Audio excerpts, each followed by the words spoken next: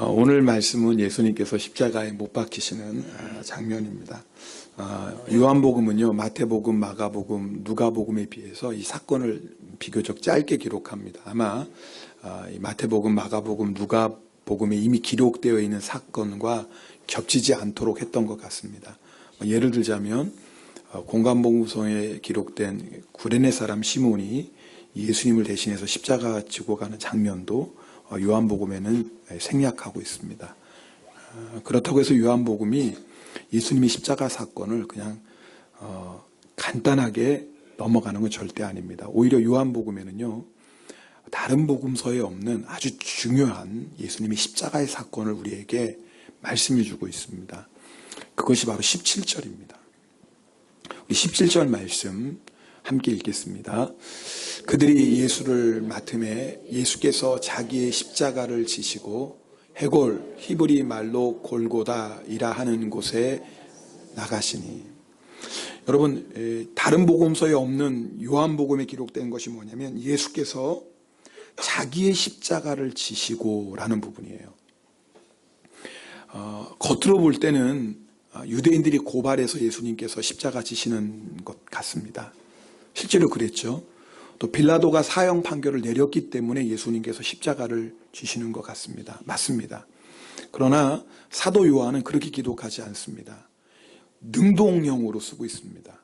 예수님께서 어쩔 수 없이 지금 십자가를 지시는 게 아니라 예수님 스스로 십자가를 지셨다라는 거예요. 그래서 예수님은요, 요한복음 10장 17절 18절에 이렇게 말씀하십니다. 내가 내 목숨을 버리는 것은 그것을 내가 다시 얻기 위함이니 이로 말미암아 아버지께서 나를 사랑하시느니라. 이를 내게서 빼앗는 자가 있는 것이 아니라 내가 스스로 버리노라. 나는 버릴 권세도 있고 다시 얻을 권세도 있으니 이 계명은 내 아버지에게서 받았노라 하시니라. 그래서 예수님은요, 하나님께서 주신 그 십자가를 스스로 지셨다 그 말이에요. 누가 예수님의 생명을 지금 빼앗는 것이 아니라 예수님 스스로 생명을 버리셨다라는 거예요.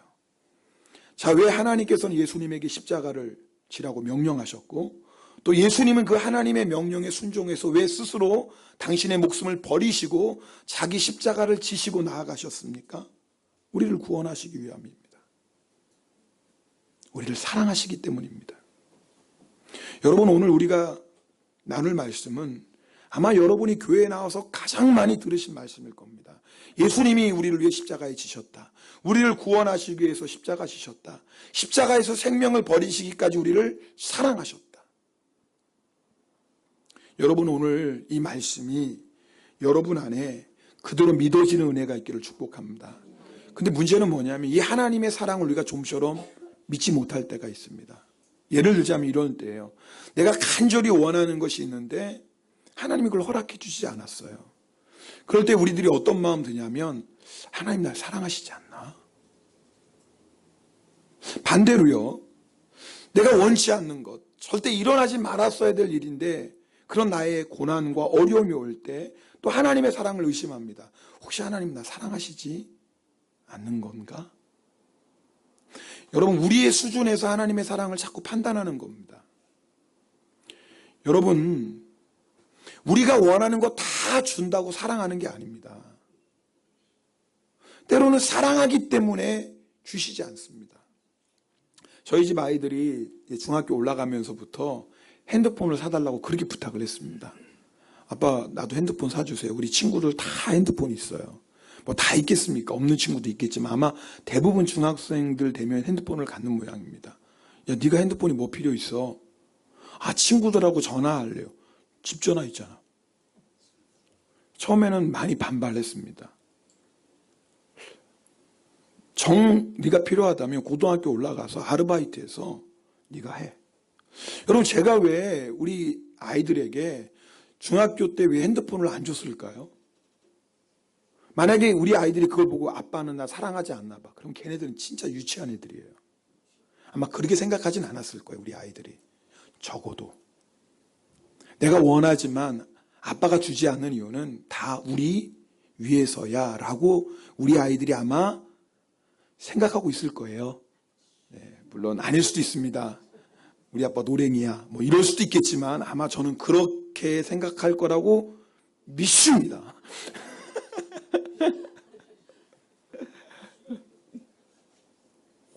믿는다고 강조하는 건 잘 안 믿어진다 그 말이에요. 여러분, 육신의 부모도요, 제가 우리 아이들에게 중학교 때 핸드폰 안 준 이유는 물론 핸드폰이 주는 유익도 있지만 오히려 그것보다 더 피해가 많기 때문입니다. 사랑해서 안 주는 거예요. 여러분, 오늘 이 말씀을 잘 들으세요. 혹시 여러분 가운데 내가 이렇게 간절히 하나님 원하는데 왜 안 주세요라고 한다면 꼭 기억하셔야 될 게 있어요. 하나님이 나를 사랑하지 않아서 안 주시는 게 아니라 하나님이 나를 정말 사랑하기 때문에 안 주시는 거라고요. 이거 벌써 아멘이 잘 안 되잖아요. 하여튼 우리는 무조건 받고 봐야 돼요. 여러분, 그것이 나의 육적으로는 좋을 수 있겠지만 나의 영적으로 병들게 하는 것이라면 하나님이 절대 주시지 않습니다. 자, 반대로요, 우리가 원하지 않는 일들, 고난 원하지 않아요. 그러나 때로는 우리가 그렇게 원하지 않는 고난을 하나님이 주실 때도 있어요. 하나님이 주신다면 왜 주시겠어요? 사랑하시기 때문에 주십니다. 이거 둘이 아멘 잘 안 되잖아요.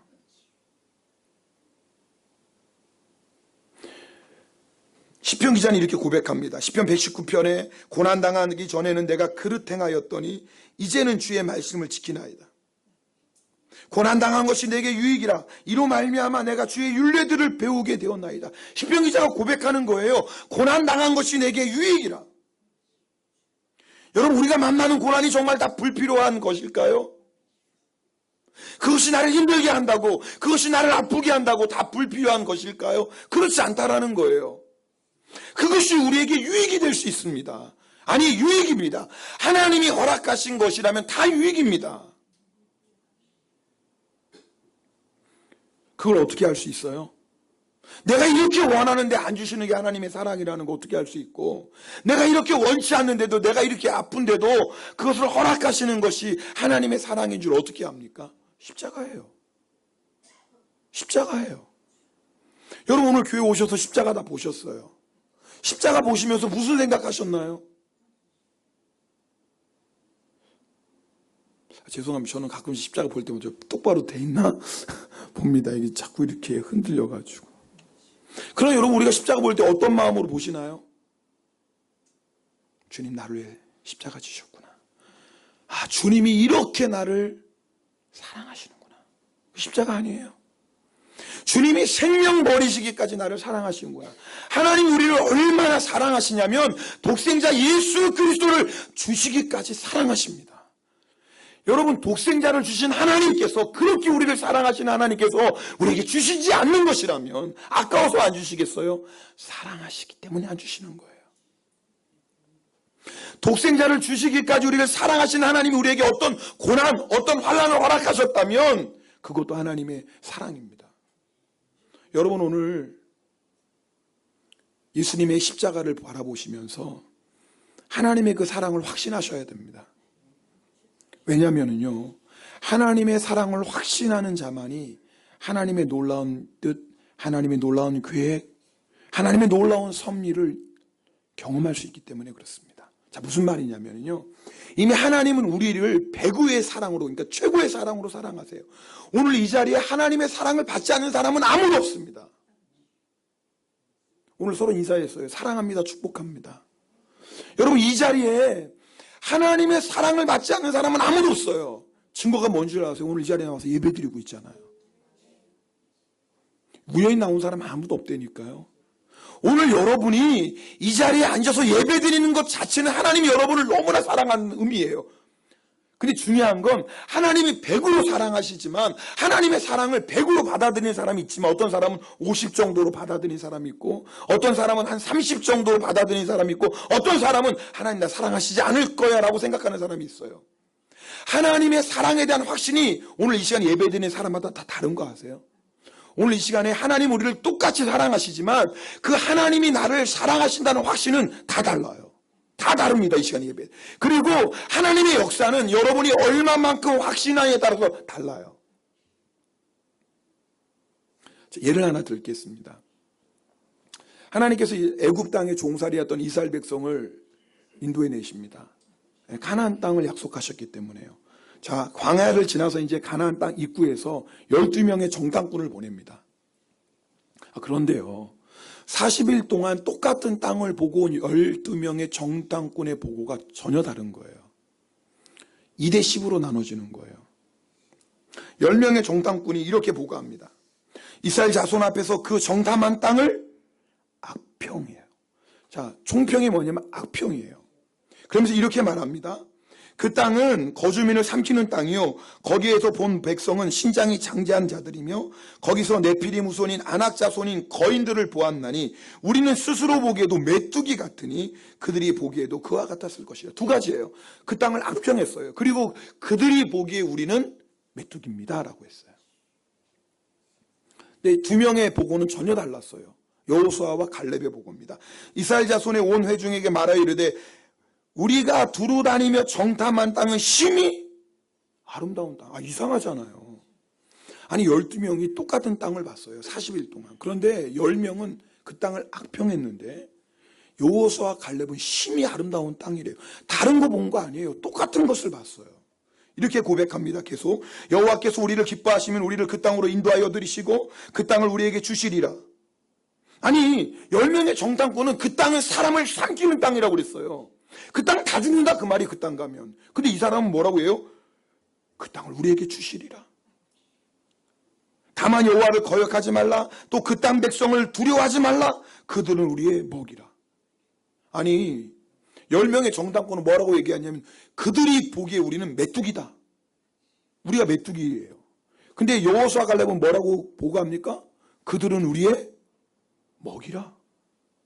아니 여러분 이상하지 않습니까?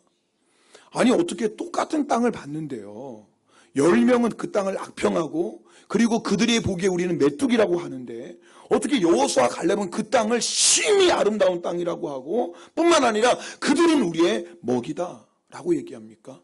뭐가 다른 거죠? 하나님을 향한 믿음이 달랐어요. 하나님이 자기들에게 허락하신 그 땅에 대한 확신이 달랐다고요. 하나님이 우리를 얼마나 사랑하시는지 한 그 확신이 달랐어요.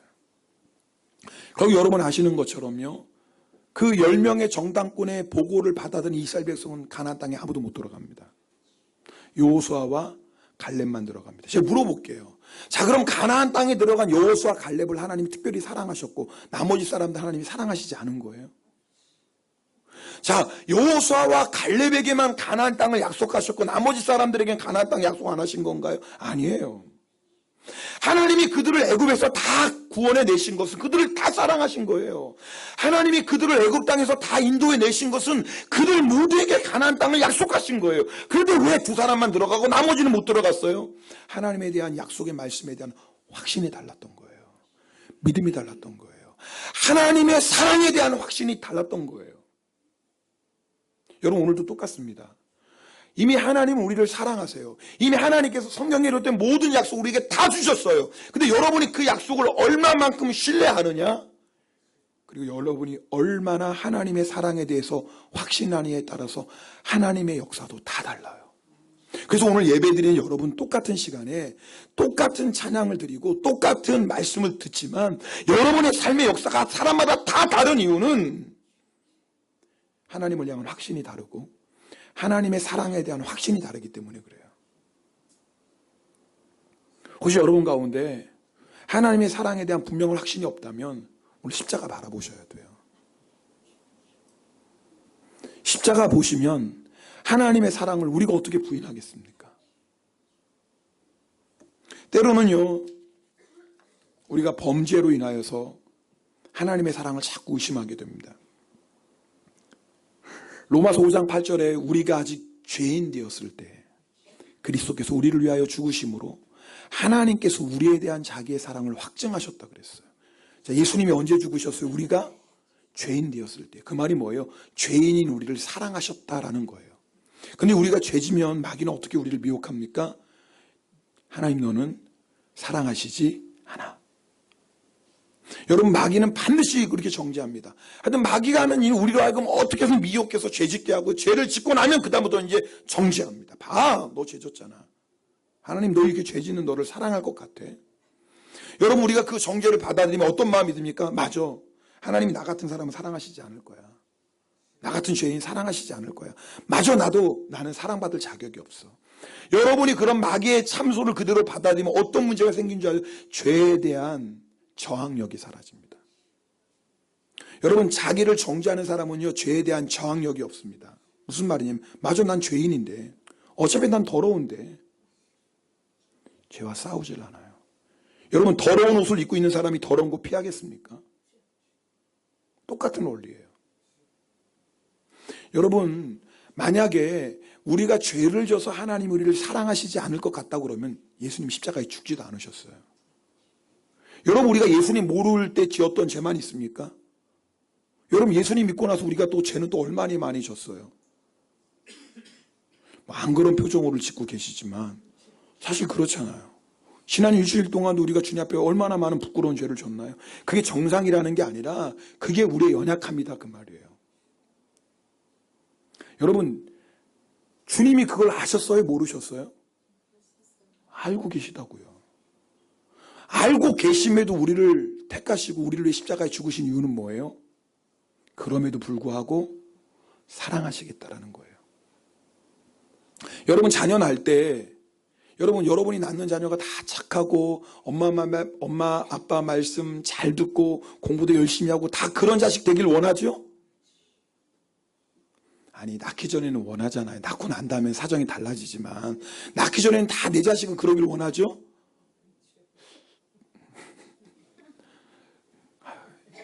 자녀 때문에 속이 많이 상하시나 봐요. 자, 그러나 한편에 우리는 마음에 이미 알아요.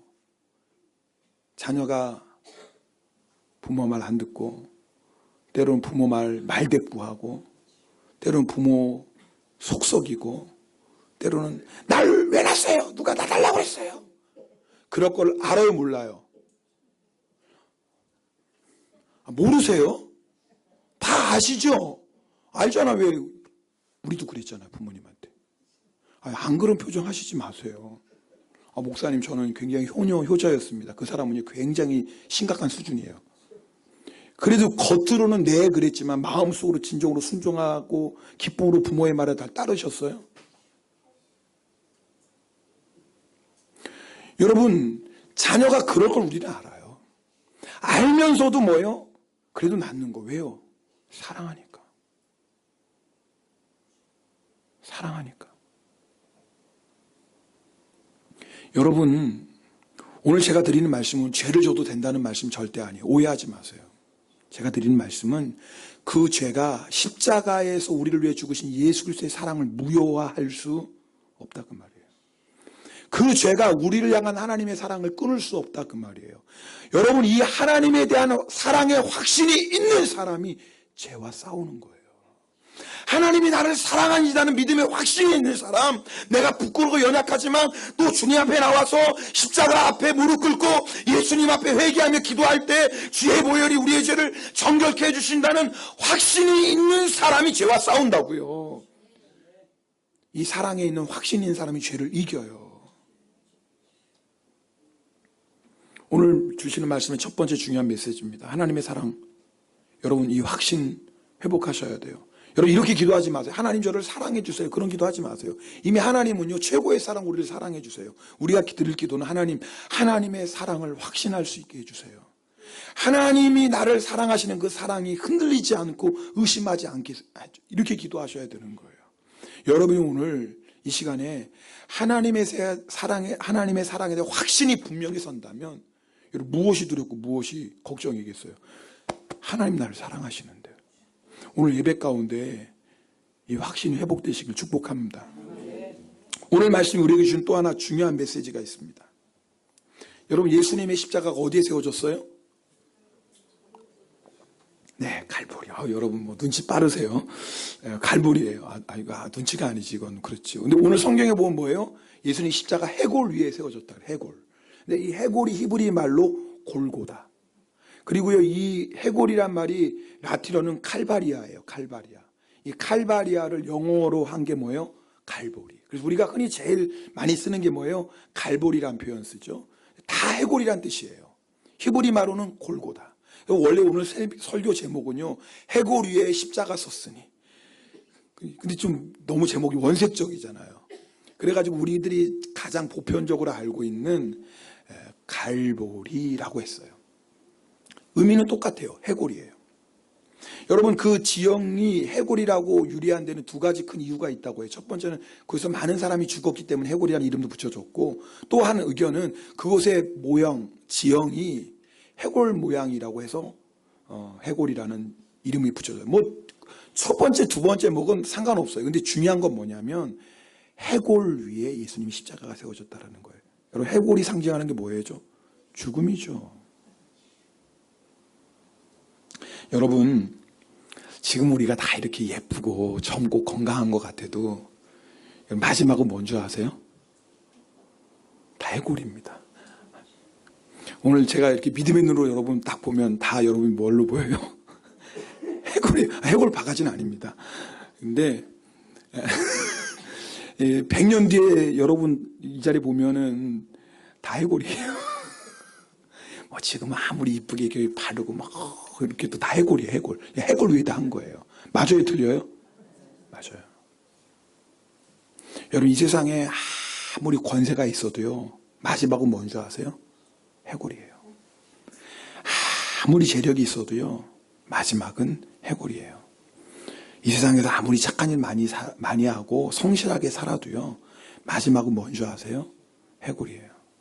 부인할 사람은 아무도 없어요. 여러분, 그런데 그 해골 위에 다른 데 십자가가 세워진 게 아니에요. 해골 위에 예수님이 십자가가 세워졌어요. 무슨 말이에요? 해골의 저주, 죽을 수밖에 없는 사망의 저주, 그 저주를 예수님께서 끊으셨습니다. 할렐루야. 그것이 바로 해골 위에 세워진 십자가예요. 우리 갈라디아서 3장 13절 말씀 함께 읽겠습니다. 갈라디아서 3장 13절입니다. 그리스도께서 우리를 위하여 저주를 받은 바 되사 율법의 저주에서 우리를 속량하셨으니 기록된 바 나무에 달린 자마다 저주 아래에 있는 자라 하였습니다. 여러분, 예수님께서 해골의 저주를 받으셨어요. 예수님께서 사망의 저주를 받으셨어요. 왜 그런 줄 아세요? 그 사망의 저주, 해골의 저주에서 우리를 속량하시기 위해서예요. 그래서 사도 바울은요, 사망아 너의 쏘는 것이 어디 있냐라고 선포했어요. 여러분, 그전까지 모든 사람들은 다 사망에 쏘는 것 저주 앞에 다 무너졌어요. 어느 누가 사망 권세를 이겨요? 아무리 건강하고 예쁘고 아무리 세상 권세 가지고 있고 아무리 세상 재력이 있어도 마지막은 다 해골이에요. 이 해골의 저주를 끊을 사람은 아무도 없어요. 왜요? 모든 사람은 죄인이기 때문에 그래요. 그런데 그 해골 위에 예수님의 십자가가 세워졌어요. 무슨 말입니까? 해골의 저주, 사망 권세의 저주를 예수님이 십자가로 끊으셨습니다. 이것이 우리에게 일어난 일이에요. 여러분, 우리는 해골로 변하는 육신의 몸을 벗어버리고 부활의 몸을 입을 것이에요. 할렐루야. 그래서 우리의 마지막은 해골이 아니에요. 물론 이 육신은 썩어서 한 짐에 흙이 되지만 우리의 마지막은 해골이 아닌 거예요. 이제는 우리의 마지막은 부활이에요. 왜요? 예수님께서 해골 위에 십자가를 세우셨기 때문에 그래요. 여러분, 이것이 우리에게 주는 능력이 뭔 줄 아세요? 여러분, 우리가 해골의 권세를 이겼다라는 것은 죽어서 천국 가는 그 권세만이 아니에요. 예수님의 생명이 우리 안에 있기 때문에 지금 우리가 살아가고 있는 삶의 모습이 심지어는 해골과 같은 상황이라 할지라도 예수님께서 해골 위에 십자가를 세우셨기 때문에 예수 그리스도를 믿는 자는 누구든지 어떤 상황, 심지어는 해골과 같은 상황이라도 능히 이길 수 있습니다. 이것이요, 예수님의 십자가를 믿는 자가 누리는 축복입니다. 혹시 여러분 가운데 여러분의 상황이 어쩌면 해골과 같은 상황이라 할지 낙심하지 마세요. 예수님이 해골 위에 십자가를 세우셨어요. 예수님의 십자가를 믿는 자마다 지금 여러분이 있는 그 어떤 상황이라도 능히 이길 줄 믿습니다. 지난주 수요일 날 병중 세례식이 있었습니다. 저희 교회에서는 부활주일 그리고 우리 성탄주일에 세례식을 하는데 특별하게 이렇게 병중 세례를 베풀게 된 이유가 있습니다. 9월 초에 타니 마사루상이 저희 교회에 나오기 시작하셨습니다. 70이 넘으신 일본 분이십니다. 근데 제가 기억이 나는 것은 첫날부터 그렇게 설교에 집중하시는 거예요. 저를 보세요. 주무시는 분이 없나?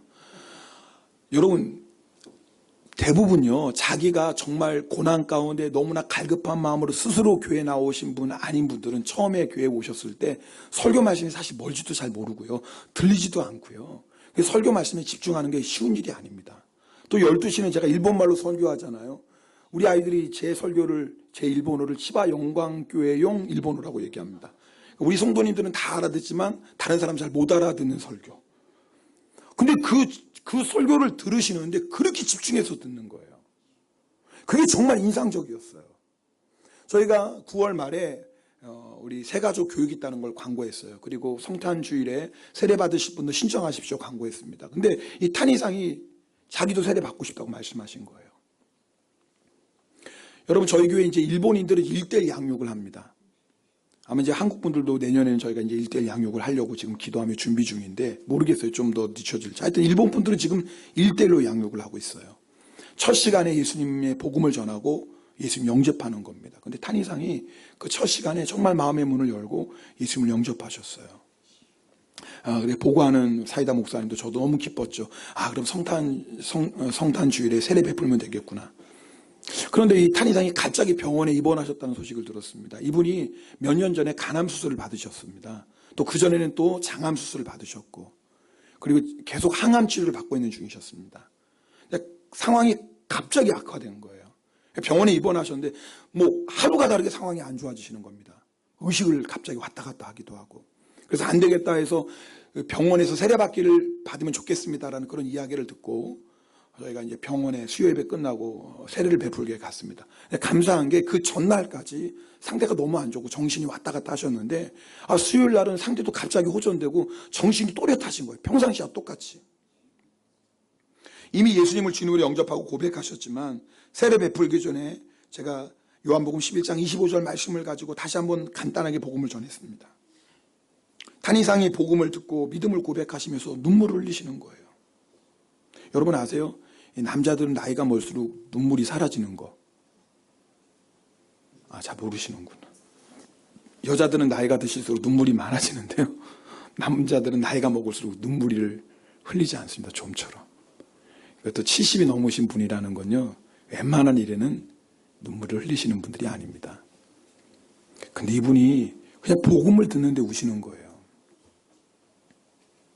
세례 받을 때도 우시고, 제가 세례가 끝난 후에 이제 하나님의 자녀가 되었습니다. 다른 힘들고 어려울 때마다 예수 이름을 부르세요. 그리고 기도 따라하라고 그랬어요. 예수님 저를 도와주세요. 예수님 저를 구원해 주세요. 예수님 저를 지켜주세요. 천국 가는 그날까지 예수님 손 꼭 붙잡고. 근데 또 그 기도를 따라하면서 또 우시는 거예요. 정말 그 병실에요, 주의 성령께서 우리 가운데 충만히 임재하시는 걸 다 경험했어요. 탄이상의 해골 같은 인생에 예수님의 십자가가 세워지는 순간이었어요. 갈보리 산 위에, 사망의 저주의 언덕 위에 예수님의 구원의 십자가가 세워지는 순간이었어요. 저는요, 그 장면을 이 설교를 준비하면서 기억하면서 이게 우리의 사명이구나. 여러분, 예수님을 믿는다라는 건요, 해골 같은 우리의 인생에 십자가가 세워진 거예요. 이제는 뭐예요? 해골의 권세, 사망의 저주에서 우리는 자유케 되었어요. 그러나 여러분 기억하셔야 돼요. 그것으로 우리의 신앙생활이 끝이 아니에요. 우리에게 또 한 가지, 그곳에 머무르지 말고 한 걸음 더 앞으로 나아가야 될 사명이 있습니다. 그것이 무엇인 줄 아세요? 이제는 우리도 예수님처럼 자기 십자가를 지고 갈보리 산 위에 십자가를 세워야 되는 사명이에요. 여러분의 가정이 갈보리 산일 수 있어요. 아직도 예수님을 믿지 않아서 해골로 끝날 가족이 있다면 여러분이 바로 그곳에 십자가 세우셔야 돼요. 예수님께서 해골의 저주 끊으시기 위해 생명 버리신 것처럼 우리도 우리 가정의 해골의 저주를 끊기 위하여 십자가 세우고, 그리고 십자가 위에서 우리 한 사람 한 사람이 제물되어야 돼요. 내가 죽어야 돼요. 아니, 이미 예수님을 믿는 우리는 죽은 자들이에요. 여러분 가정에서요, 나는 죽었습니다. 그리고 나는 이제 예수님의 부활 생명으로 삽니다. 믿음으로 날마다 선포하세요.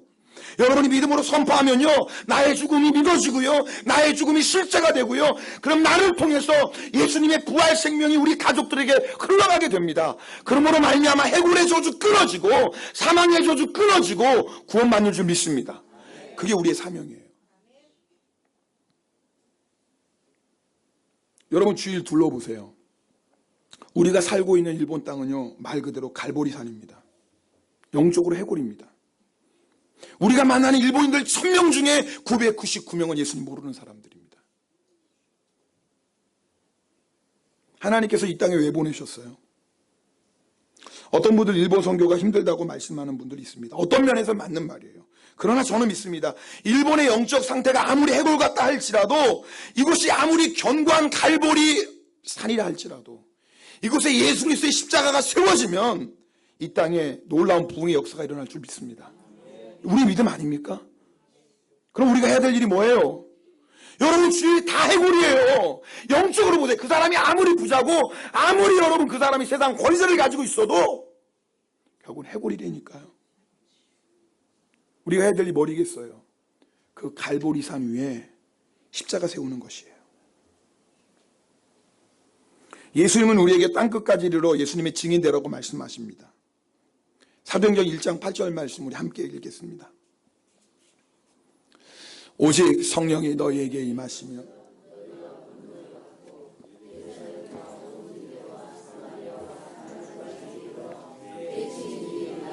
여러분 예루살렘 우리의 가정에도 십자가 세워야 돼요. 온 유대 일본 땅에 우리가 십자가 세워야 돼요.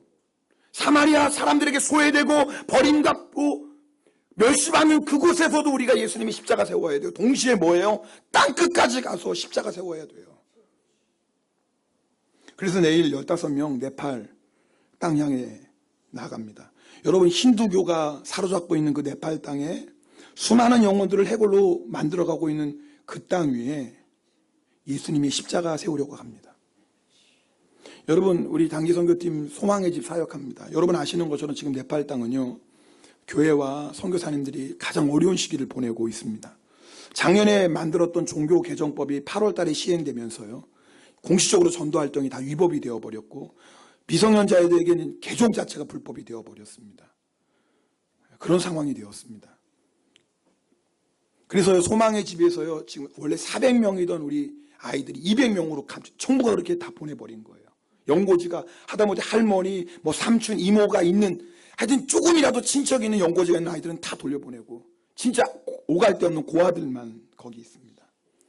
아침 저녁 예배 드렸던 곳입니다. 작년에 우리 네팔 갔던 분들 기억하시죠? 얼마나 새벽에 저녁 얼마나 뜨겁게 예배 드린, 아마 네팔 아이들이 여기서 우리 교회 예배 드리는 거 보면은 왜 이렇게 조용히 예배 드리나 아마 그럴 겁니다. 근데 그 예배 금지되었습니다. 아이들 방마다 십자가 걸어놓았던 거 다 떼었습니다. 불법이 되어버렸습니다. 네팔 정부는요, 갈보리산 위에 십자가 세우지 못하도록 핍박하고 있고요. 네, 그래서 눈에 보이는 십자가 다 떼고 있습니다. 근데 여러분 이게요, 지금 네팔 땅에만 일어나는 게 아니에요. 지금 전 세계적으로 일어나고 있습니다. 얼마 전에 제 1년 후배 선교사님이 중국에서 사역하다가 추방당했습니다. 제 후배 선교사만이 아니에요. 그 후배 선교사가 사역하던 그 모든 학교에 있는 선교사님들이 다 추방당하고 말았습니다. 왜요? 해골 위에 십자가 못 세워지게 하는 거예요. 왜요? 어떤 견고한 해골이라 할지라도, 어떤 견고한 갈보리산이라 할지라도 십자가가 지어지면 해골의 저주는 끊어지고 사망전선이 물러가고 생명의 역사가 일어납니다. 그게 마귀가 얼마나 무서워요. 마귀가 그거 제일 무서워하는 건데 지금 그 일 일어나지 못하도록 방해하고 있어요. 여러분 네팔 정부가 눈에 보이는 십자가는 뗄 수 있지만 어떻게 여러분 갈보리 위에 세워진 십자가 뗄 수 있겠어요? 어떻게 예수님의 십자가를 그들이 가로막을 수 있겠습니까? 할렐루야. 여러분 우리 기도해 주셔야 되는 거예요. 15명 다른 거 가는 거 아니에요. 네팔 땅 밟고 소망의 집을 가는데 다시 한번 예수 그리스도의 그 십자가, 생명의 십자가, 구원의 십자가, 그거 나누려고 가는 거예요. 갈보리산 위에 십자가 섰습니다. 그 십자가로 인하여 우리는 구원받았습니다. 예수님의 십자가로 인하여 해골로 끝날 우리의 운명이 부활로 바뀌었습니다. 이제는 우리도 예수님처럼 자기 십자가 지고 갈보리산 향해 나아가야 돼요. 여러분 이 말씀 이게 이제 우리의 사명이에요. 우리가 사는 길, 내가 가정주부든 회사원이든 학생이든 살아가는 모양은 다르지만 살아가는 환경은 다르지만 우리의 사명은 딱 하나예요. 내가 예수님의 십자가와 해골의 저주가 끊어졌다면 이제는 여전히 해골의 저주 아래에 있는 그들에게 나아가서 거기서 십자가 세워야 돼요. 그리고 십자가의 제물 누가 돼요? 내가 십자가의 제물 되는 거예요. 여러분 근데 놀라운 역사는요, 십자가의 제물이 되는 자는요, 예수님의 부활 생명을 경험하게 됩니다. 십자가의 제물이 되는 자는요, 예수님이 부활 생명으로 승리할 것입니다. 그리고 예수님은요, 그 십자가를 세우고 제물되는 자들을 통해서 해골의 권세를 꺾으시고 사망 권세를 꺾으시고 예루살렘과 온 유대와 사마리아와 땅끝까지 예수님의 생명을 전파할 것입니다. 그게 우리의 사명이에요. 여러분 가정에 십자가 세우셔야 되고요. 여러분이 있는 일본 땅 곳곳에 십자가 세우셔야 되고요. 뿐만 아니라 땅끝까지 나가서 십자가 세우시기 바랍니다. 그런 자들에게 주시는 주님의 약속이 있습니다. 우리 요한복음 12장 24절 25절 말씀 읽겠습니다. 같이 읽겠습니다. 내가 진실로 진실로 너희에게 이르노니 한 알의 밀이 땅에 떨어져 죽지 아니하면 한 알 그대로 있고 죽으면 많은. 아멘. 여러분 아세요?